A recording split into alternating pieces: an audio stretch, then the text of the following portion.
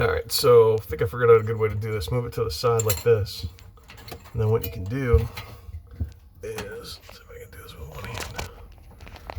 Whoa, sorry, probably making you guys sick. Okay, so once you got this thing in here like this, as you can see, I wrapped one side around. What you do is hold it, and what you're gonna do is you're gonna wrap this tab all the way around, and you want it to be tight, because you don't want that. There you go. And just keep wrapping it like that, tight, so it's wrapped around there. The idea is you want this thing to get hot, and it's gonna melt that ice going in that drain, so it doesn't build up and it'll continue to drain. With those new tubes, should help it so it doesn't get blocked anymore. And I'm assuming that this helps, you know, deflect the air down, so it helps it melt. Not quite sure, but Samsung says to do it, so I'll do it. I am gonna have to trim this though a little bit because it is definitely too long.